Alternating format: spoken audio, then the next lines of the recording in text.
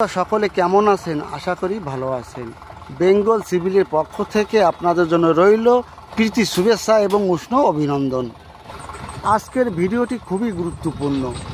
Civil construction সাইডে footing কত প্রকারের হয়, কি কি নাম, কোন ফুটিংয়ের কী কাজ, সব কিছু আপনি জানতে পারবেন আজকের ভিডিওর মাধ্যমে। এই জন্য শুরু থেকে শেষ পর্যন্ত দেখুন। আপনি কনস্ট্রাকশন সাইডে যুক্ত থাকলে এই নলেজটি আপনার জন্য খুবই গুরুত্বপূর্ণ, এটি আপনার অবশ্যই লাগবে। স্ক্রিনের সামনে দেখতে পাচ্ছেন এটি একটা ফুটিং আছে, একটা ফুটিংয়ে একটা কলম আছে, এইদিকে একটা ফুটিংয়ে একটা কলম আছে। সাধারণত 20 প্রকারের 20 item: isolated footing, combined footing, raft or mat foundation, strap, strip, pile foundation, raft foundation, এইরকম 20 প্রকারের ফাউন্ডেশন মানে ফুটিং সিভিল কনস্ট্রাকশনে দেখা যায়।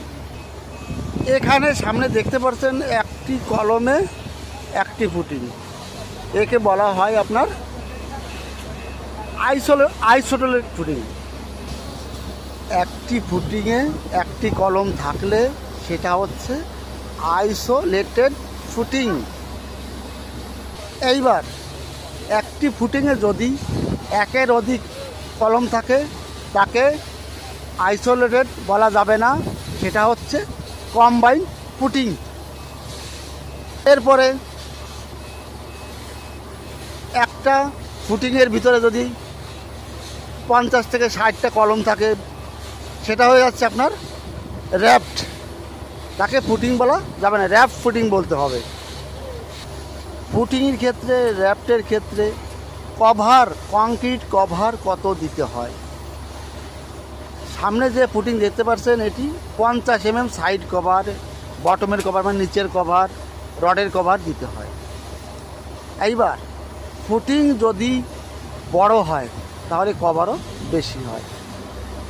এই ফুটিংটা আপনার 2 মিটার 500 বাই 1 মিটারের আছে। এইবার যদি ফুটিংটা 5 মিটার বাই 5 মিটার বা 10 মিটার বাই 10 মিটার হতো তাহলে 50-এর জায়গায় 75 mm কভার হয়ে যেত।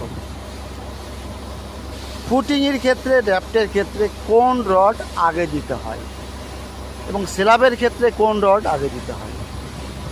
এই ফুটিংয়ের ক্ষেত্রে লং স্প্যানটা আগে দিতে হয়, শর্ট স্প্যানটা পরে দিতে হয়।